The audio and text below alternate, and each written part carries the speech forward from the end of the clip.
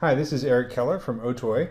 In this video, we're going to take a look at some techniques you can use for taking textures created in Substance Painter and applying them to models rendered in Octane Standalone.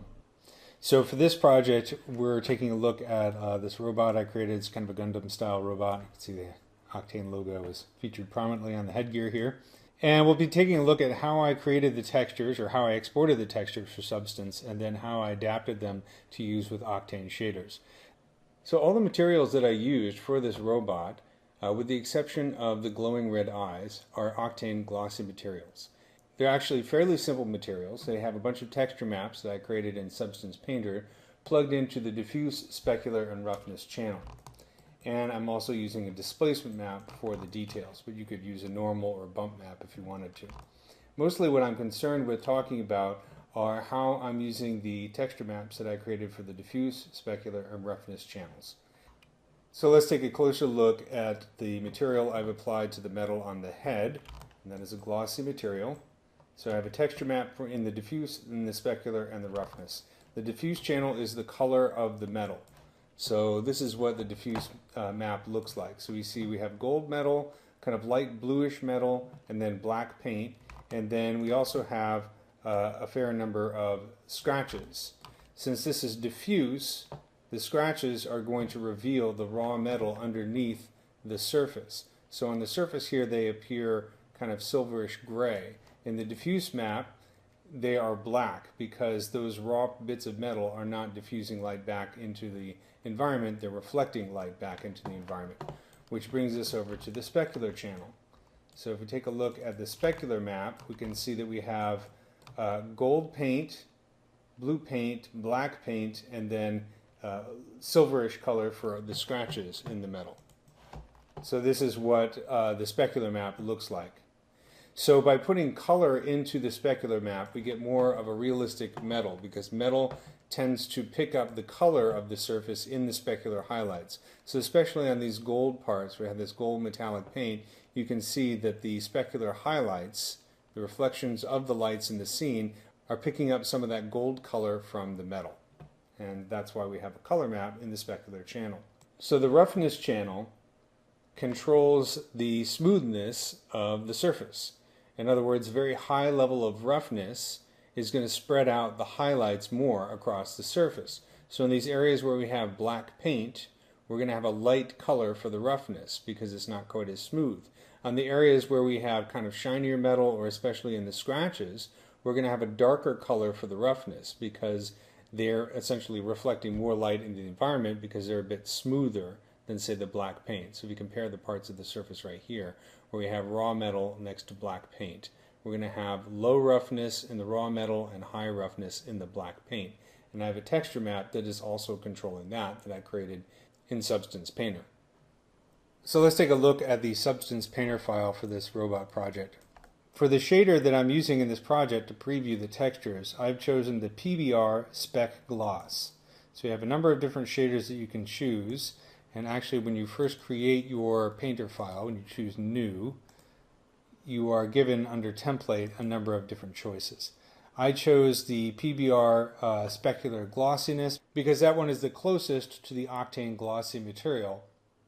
There's a couple of minor adjustments that need to be made when I create the shader network, but that one's pretty close. You could use these other ones as well, but each one requires just a little bit of adjustment when you're working in Octane, and we'll cover a few of those techniques throughout this video. But for this one, I'm using PBR Spec Gloss. If we look at the shader channels here, you can see that we have our diffuse channel, our specular, height, and normal. I'm kind of ignoring these for the moment since I'm using a displacement map in the Octane project file. But we also have the glossiness channel. So the main ones I want to focus on are diffuse, specular, and glossiness. So if we go into the mode here, I'm going to choose solo, and let's take a look at the diffuse. Very straightforward. This is the color of the metal on the robot. So you can see that we have gold metal, we have black paint, I should say we have gold paint, black paint, and bluish metallic paints. And then the scratch marks here are kind of a dark color, revealing the metal underneath. And then if we take a look at the specular channel. You can see that the specular channel is tinted with various colors. So for the gold metal on the robot, I have kind of an orange tint painted on for those specular highlights. And then the bluish, light bluish metal, we have light bluish highlights. And then for the scratches, we have a gray color, a light gray. And then for scorch marks, we have kind of a dark black color, because those parts are going to be dull anyways. And then also for the black paint itself, you can see it's a fairly dark color being reflected back. So that is the specular channel. Again, pretty straightforward. If I go down to the glossiness channel, what we'll see, the glossiness controls the intensity and the sharpness of the specular highlights on the surface. So light colors in the glossiness map correspond to a light, sharp highlight, or a tight, shiny highlight. The darker colors are duller parts of the surface, and gray is sort of in between. So a glossiness channel is the opposite of the Octane roughness channel. So when you paint your glossiness channel in Painter, it's fine to paint these light and dark colors. All you have to do is remember that when we go back into Octane and we plug this into our glossy material, we're going to need to invert it so that it's the opposite of what we see here. And then it should behave correctly. So I spent some time painting the various texture maps for my robot project, and when I was happy with them, I chose File, Export Textures, and I set where I was going to export the textures and then which textures were going to be exported. So all the glossy materials for the robot are pretty much set up the same way. So let's just take a look at the glossy material that I applied to the head. So I exported the texture maps from Substance Painter. The diffuse map I just plugged straight into the diffuse channel of my glossy material.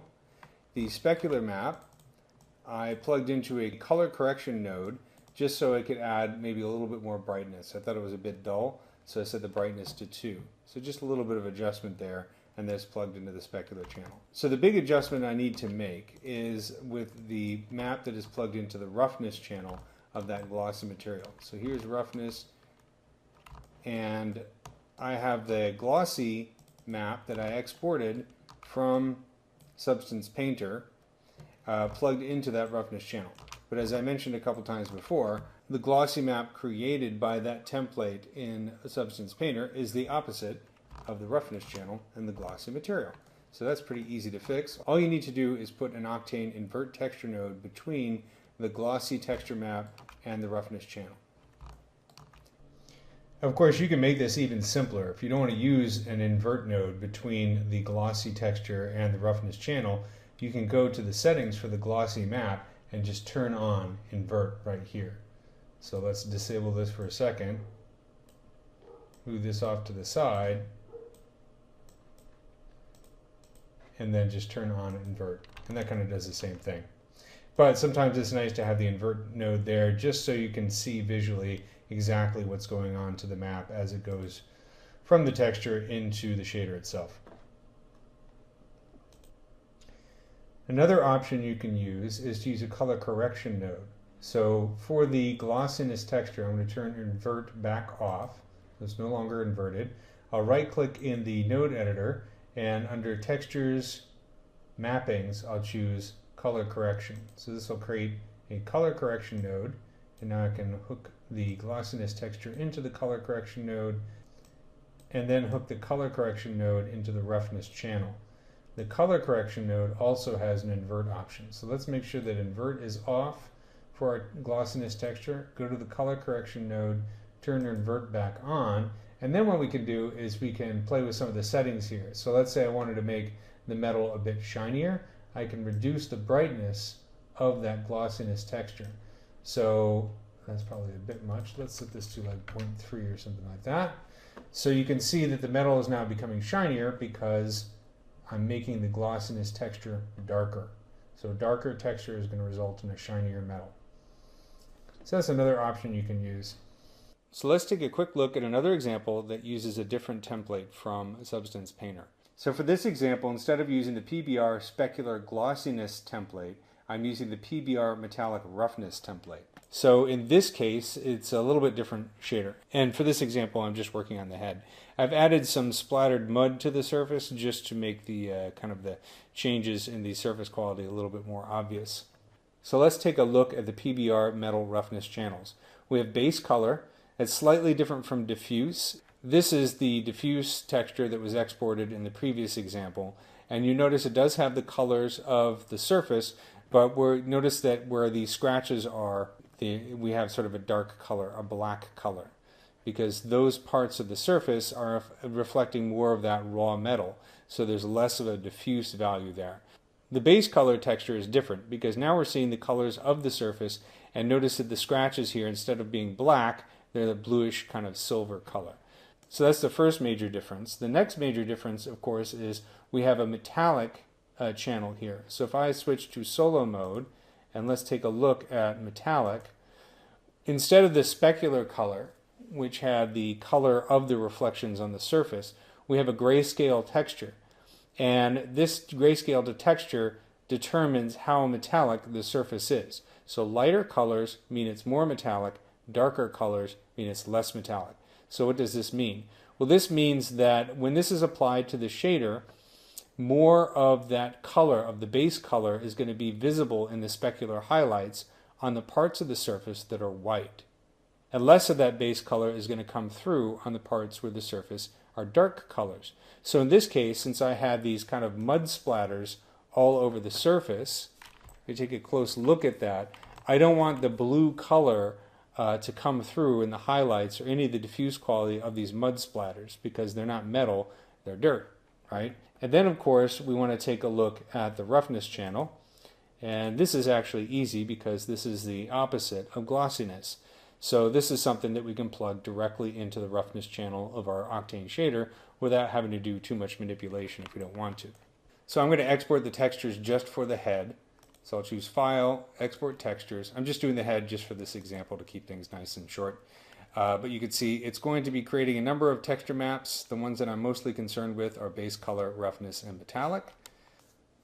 So again, this is just another approach to using textures from Substance Painter in your Octane shader networks. And in this case, I need to make some adjustments to those textures that I exported, specifically the base color and the metallic texture maps, so that I can use them within my glossy material in Octane. So the first thing I need to do is my base color. You'll notice the base color texture that exported looks a lot like the specular image that I created in the previous example, but I'm plugging this into the diffuse channel of the glossy material. So I'm running it through a color correction node before plugging it into diffuse. And the color correction node I'm using to kind of lower the brightness and also increase the saturation a little bit. And then for the specular highlights, since the glossy material in Octane does not have a metallic channel, what I need to do is I need to plug that base color into the specular channel. But if I do it directly, of course, then I'm going to have on the scratch marks on the surface and also on the mud splatters, I'm going to end up having a colored specular highlight, which is what I don't want to do. So I'm using that metallic map that I exported from Substance Painter as kind of a mask, and I'm using it to mask a mixed texture. So if we take a look here, here's my base color, and it is going into two different color correct nodes. One color correct node is simply desaturating it, so it's lowering the saturation, and this is going to be used for the scratches and the mud splatters and those parts of the surface that are not metallic. And then I have another color correct node called Tint, which again I'm kind of upping the saturation. Well, actually the saturation is set to about 1, so I probably set this up to like 1.1 or something like that, and I'm lowering the brightness as well. So I have a desaturated version and a slightly more saturated, darker version coming out of the base color texture map. They're both going into a mixed texture, and then I'm using that metallic map that was exported out of Substance Painter as a mask. So it's being plugged into the amount of the mixed texture, and that's being plugged into the specular channel of my glossy material.